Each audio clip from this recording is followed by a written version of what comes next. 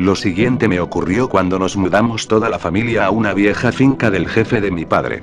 Era una casa de campo muy grande, en medio de la nada y con un enorme galpón por el lado este.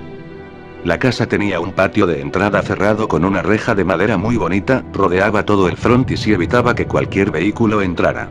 En cuanto al galpón, después de limpiarlo muy bien y retirar lo que no servía, encontramos un orificio en el suelo. Nos llamó la atención, tanto a mis padres como a mis hermanas, debido al olor que salía, como a putrefacción. La casa se suponía que llevaba ya bastante tiempo deshabitada, pero una noche empezamos a pensar que alguien más habitaba entre nosotros. Recuerdo que lo primero extraño que pasó fue cuando esa noche escuchamos todos pasar un tractor. Nos levantamos helados al ver que realmente se trataba de una de estas máquinas, pero al salir mi padre con unos tíos, que se encontraban en la casa, no había nada en el patio. Pero lo más sorprendente fue que las 16 personas que estábamos en ese preciso instante dentro de la casa veíamos alejarse al tractor, pero solo si lo observábamos desde las ventanas. En el momento salíamos a la puerta del patio y no se veía nada. Todo lo ocurrido nos dejó impactados y decidimos abandonar la casa unos días hasta que encontrásemos una respuesta lógica.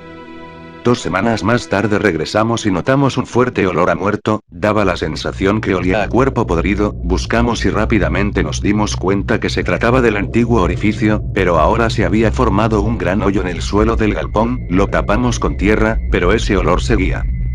Pero a esas alturas había pasado ya algo bastante raro. En el cuarto de invitados, concretamente sobre uno de los colchones que allí se encontraba ya desde que llegamos a la casa, allí había un muñeco lleno de agujas. Mi madre, Marta, lo tomó y empezó a retirarle las agujitas del cuerpo. Seguidamente lo lanzó por un canal que se encontraba seco y se olvidó del tema, hasta que esa misma tarde regresó mi padre a casa. Venía bastante agobiado y le preguntamos qué le ocurría. Nos contó lo siguiente.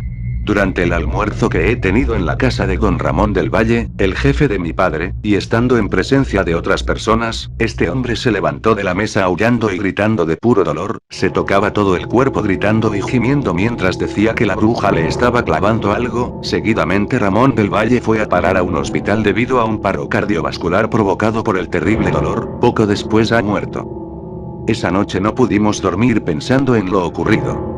Al día siguiente era sábado y mi padre se quedó con nosotros en casa. Era verano y nos dejaban dormir hasta tarde, pero durante esa mañana ocurrió lo más espeluznante. A ese momento, me despierto y doy vueltas en la cama hacia el lado de la ventana y enfrente del cristal había un horrible perro mirándome. Era enorme. Si lo comparo con algún animal diría que un gran danés. Era solo como un chihuahua al lado de este y sus ojos eran de un rojo fuego. Era horrible.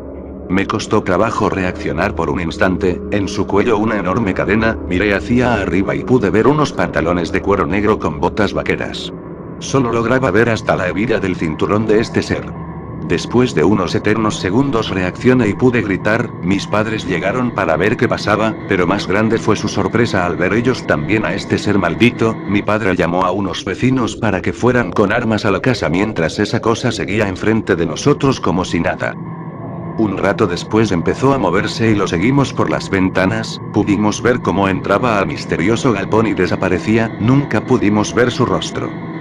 No aguantamos más. Ese mismo día nos fuimos para no regresar nunca más. Tiempo después supimos que aquella bruja a la que hacía referencia antes de la muerte de don Ramón era nada más y nada menos que su primera esposa, de quien he logrado agrupar alguna información. Cuenta que de joven era muy pobre y vivía en esa misma casa con su familia, pero su padre murió y entraron en una época de mucha miseria, lo que la llevó a realizar un pacto con el demonio. Cuenta la historia que con los años se casó con un importante señor de la zona, el jefe de mi padre, quien descubrió las cosas que ella hacía y decidió dejarla para siempre, pero ella nunca lo perdonó y juró que lo pagaría, y así fue. Como antes he dicho, murió por un ataque al corazón. Mi madre no sabía lo que hacía cuando encontró aquel ídolo de lana, pero la bruja sí, y lo preparó todo.